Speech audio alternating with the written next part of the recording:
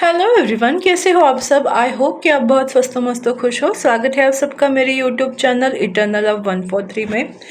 आपको मेरे सब्जेक्ट कैसे लगते हैं मुझे बताइएगा ज़रूर। आपके मैसेजेस और आपके अभिप्राय मेरे लिए बहुत इम्पॉर्टेंट है। मुझे नहीं समझ आ रहा है कि आप मेरे वीडियोस को पसंद कर रहे हो, ना पसंद कर रहे हो, कौन से चेंजेस लाना है, कौन से टॉपिक पे जानना चाहते हो।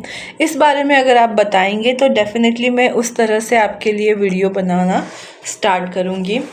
ऑफ कोर्स ये चैनल मेरा है, मेरे पसंद के मतलब जो मेरी सोच है मैं उसी को यहाँ आगे बढ़ाऊँगी।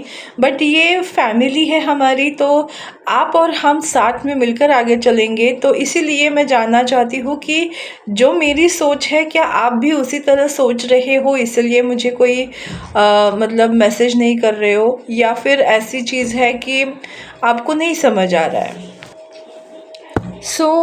मैं कुछ कलेक्टिव रीडिंग करूँगी आज। मुझे देखना है आप लोगों की पास्ट लाइफ वो ओके। मुझे ये पास्ट लाइफ देखनी है कि अगर आप लोगों के बीच में नो कांटेक्ट सिचुएशन है तो, और आप लोगों की फिर आपको ऐसे लगता होगा कि इस पर्सन से मैं मिली ही क्यों, मिला ही क्यों, अगर इसको मेरा होना ही नहीं था। आप किसी पर्सन के ऊपर स्टक हो, उससे मूव ऑन नहीं हो रहे हो, तो ये रीडिंग आप लोगों के लिए है कि उस पर्सन से मिलने की जो पास्ट लाइफ है, कि आप दोनों की ऐसी कौन सी पास्ट लाइफ है जिसकी वजह से इस जन्म में भी आप उनसे कनेक्ट हो रहे हो और मूव ऑन नहीं हो पा रहे हो उस रिश्ते से। तो जानते ही आप क्या करो, उस पर्सन के बारे में अपने दिमाग में सोचना स्टार्ट करो। उनका नाम लो, लंबी सांस लो और उनका नाम लो, उनके बारे में सोचो। मैं एनर्जीज को पिक करती हूँ। जिस भी पर्सन को लेकर आप बहुत ज़्यादा स्टक फील करते हो, जिनसे आप मूव ऑन नहीं कर पाते, उस पर्सन से आपकी कौन सी पास्ट लाइफ जुड़ी हुई है। आइए देखते हैं कि वो पास्ट लाइफ क्या है। मैं इसको एलैबोरेट करूँगी आप लोगों के लिए।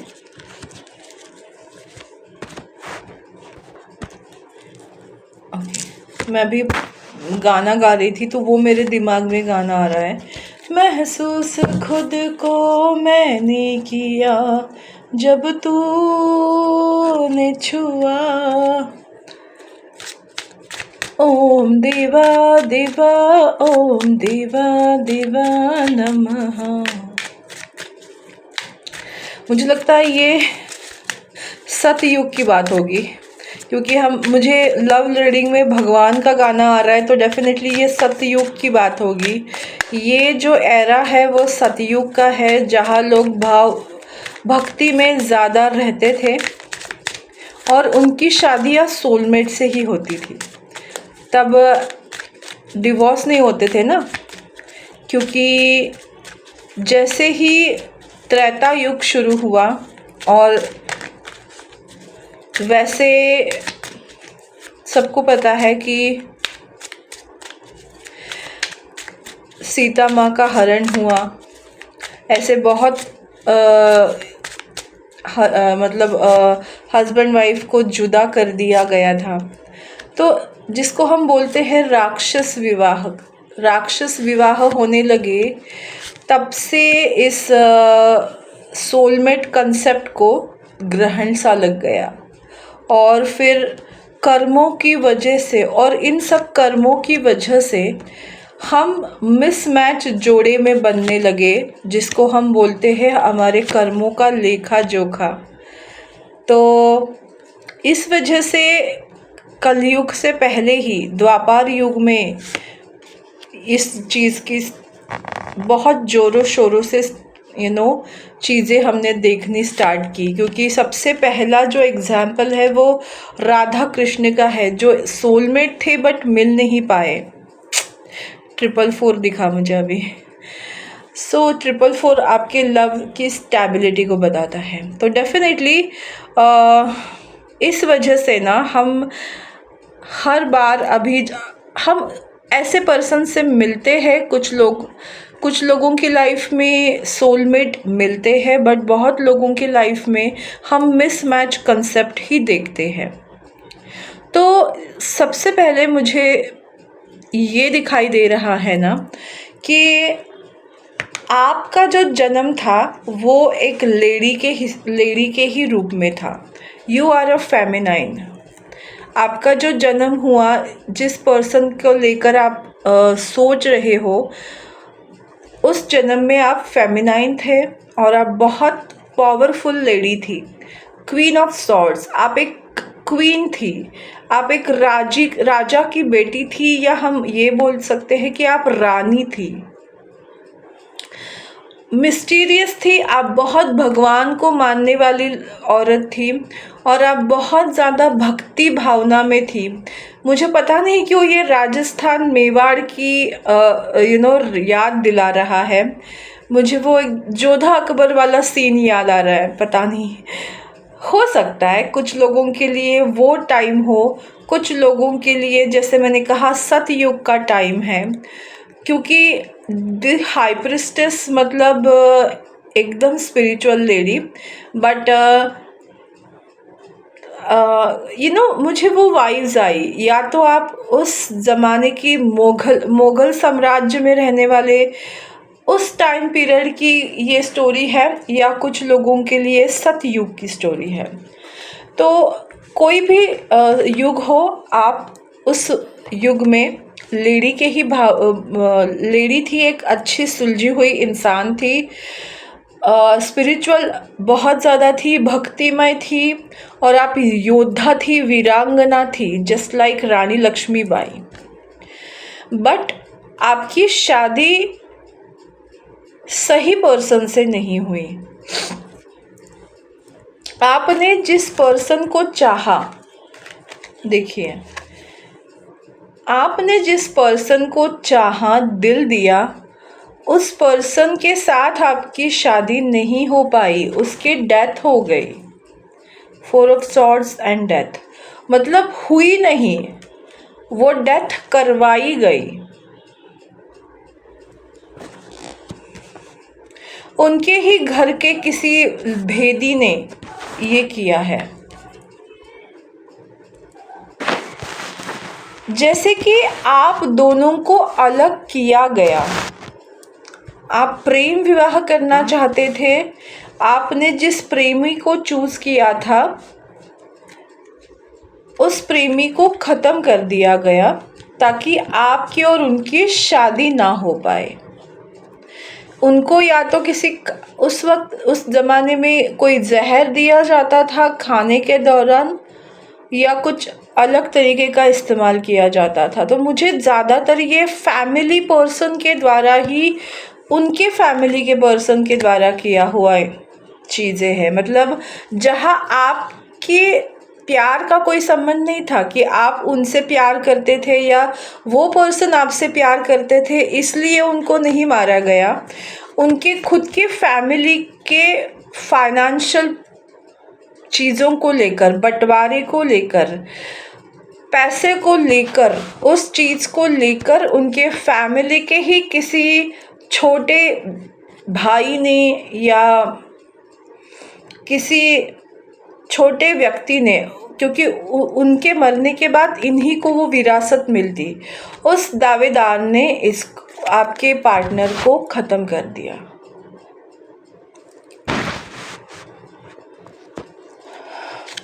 मतलब जहाँ आपकी कोई गलती नहीं थी, आप दोनों मिलने ही वाले थे, लेकिन उनके घर के पॉलिटिक्स की वजह से आपके पर्सन की डेथ हो गई। उसके बाद ना आप ना बहुत ज़्यादा पहले दुखी हो गए, आपको नहीं समझ आया कि क्या करना चाहिए। आप बहुत ज़्यादा आपने उस चीज़ को इतना दिल पे लगा लिया, आपको लगा कि ये मेरी वजह से ही चीज़ें हुई है, और आपने खुद को बहुत ज़्यादा बंदी जैसे बना लिया। बट उस अकेलेपन में या उस दुख में आपके हाथ में मुझे ये दिख रहा है ना कि आप भगवान की भक्ति ज़्यादा करने लगे, और इस वजह से ना कुछ सच्चाई आपके सामने आई। वो सच्चाई थी कि सन की एनर्जी, आपको वो विजडम मिला और आप इस कारण को पहचान गए कि किसी ने आपके प्यार को मार डाला है, जस्ट बिकॉज पैसों के लिए, फैमिली की प्रॉपर्टी के लिए।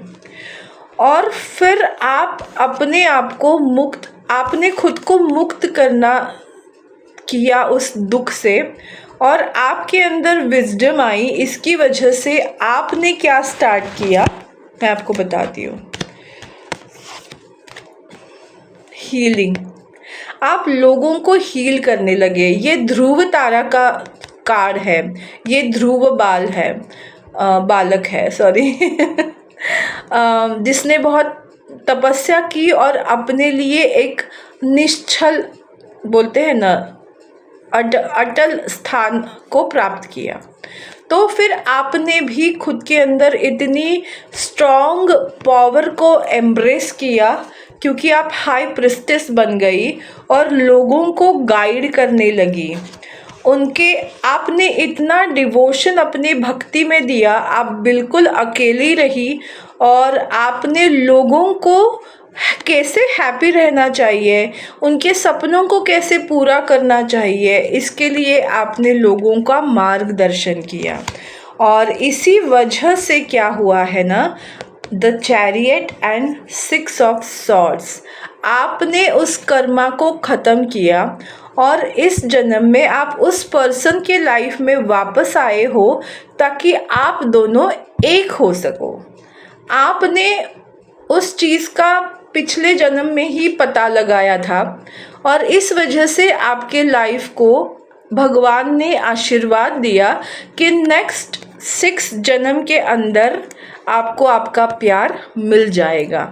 अब ये क्यों है, ये मुझे तो पता है क्यों है, बट उस पर्सन की जर्नी भी तो ज़रूरी है। ये जर्नी सिर्फ आपके अकेले की नहीं है, भले वो आपके सोलमेट हो, बट फिर भी आप तो जान गए हो कि उनके फैमिली में कौन भेदी था, बट उनको ये समझना बहुत ज़रूरी है कि उनके लाइफ का जो भेदी है वो अपना ही कोई है, और ये उनको समझने के लिए 6 जन्म लेने पड़ेंगे उनको।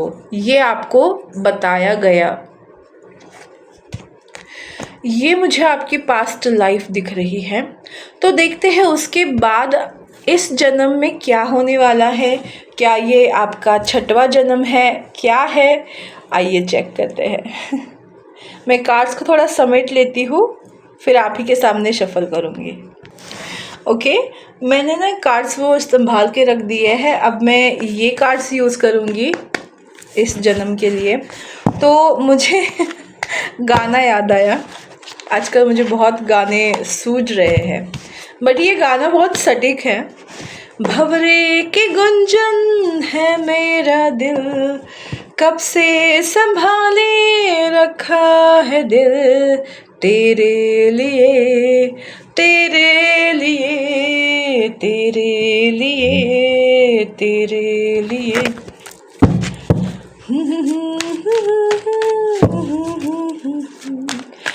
तो आइए देखते हैं कि क्या इस जन्म में भी आप उसी पर्सन के लिए अटके हुए हो।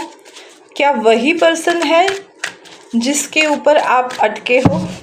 तुम पर हम हैं अटके यारा, दिल भी मारे झटके, भैया को तू खटके। कुछ ऐसा हो रहा है, मुझे लगता है कि उनके लाइफ में उनका भाई बहन या कोई ऐसे सिबलिंग्स की एनर्जी मुझे मिल रही है। भले वो इस जन्म में उनकी सिबलिंग्स ना हो, बट उस जन्म में वो उनके सिबलिंग्स थे जिनकी वजह से प्रॉब्लम स्टार्ट हुई है। तो आइए देखते हैं कि क्या आप उन्हीं पर्सन से कनेक्टेड है। ओके, 7 ऑफ सॉर्ड्स कुछ लोगों के लाइफ में शायद नहीं। The tower no. And the world. Okay, मुझे लगता है उस पर्सन से आप डील करे हो, जिस पर्सन के साथ ये सीन आपके लाइफ में हुआ है, इस जन्म में आप उनके साथ, मतलब ये मुझे ये परफेक्ट लग रहा है कि this is the last life जहाँ उनको ये रियलाइज़ होगा, क्योंकि फर्स्ट टाइम वो आपको धोखा ही देने वाले हैं। फर्स्ट इस जन्म में जब आप उनसे मिलोगे तो आपके दरमियान धोखा ही होगा और इस रिश्ते का अंत हो गया है ऐसा आपको लगेगा। और उसके बाद दी वर्ल्ड, कहानी चेंज्ड। फिर उनको इस चीज़ का रियलाइजेशन होना स्टार्ट होगा जो आपने बहुत पहले ही रियलाइज़ किया था, जिसकी वजह से आप दोनों अलग हुए थे। वो चीज़ें उनको धीरे धीरे रियलाइज़ किया जाएगा इस जन्म में, क्योंकि ये आपका उनके साथ वो फाइनल जन्म है जहाँ आप एक दूसरे से मिलने वाले हो। The world dream come true. इस जन्म में आपका सपना पूरा होगा, उस पर्सन के साथ आप एक मुकम्मल लाइफ जियोगे। तो यहाँ से आगे आपकी लाइफ में उस जर्नी में क्या होने वाला है, लेट्स चेक। आई होप ये रीडिंग इंटरेस्टिंग हो रही है, मुझे बहुत अच्छा लग रहा है। ओहो, ओके। अगर ये पर्सन किसी थर्ड पार्टी सिचुएशन में थे या हैं, या आपके साथ उनके पास कोई भी ऑप्शन है या थे, तो उन ऑप्शंस को वो टाटा बाय बाय कर रहे हैं और उन्होंने डिसीजन ले लिया है कि वो आप ही को चूज़ करेंगे। सो डेफिनेटली मुझे दिखाई दे रहा है कि किंग ऑफ पेंटिकल्स, उनकी एक्शन क्या होगी। King of pentacle, page of wands and 9 of cups. आप उनकी विश फुलफिलमेंट बनोगे और आप ही के लिए वो ढेर सारी एक्शंस लेने वाले हैं। आपको डेटिंग के लिए पूछेंगे, आपको कमिटमेंट देंगे और आप ही के साथ ड्रीम कम्स ट्रू वाली एनर्जी में आने वाले हैं। तो यस, आने वाला समय आपके लव लाइफ में यूनियन की तरफ जाने वाला है, ये फॉर श्योर। सो अब हम देखते हैं कि इस रिलेशनशिप में क्या हो सकता है, मतलब कैसी रहने वाली है आप दोनों की रिलेशनशिप। देखो, द पास्ट लाइफ रिलेशनशिप कैसी रहने वाली है आप दोनों की रिलेशनशिप इन फ्यूचर। कैसे रहोगे आप दोनों साथ में, क्योंकि अभी तक जो एक्सपीरियंस है वो अच्छा नहीं है।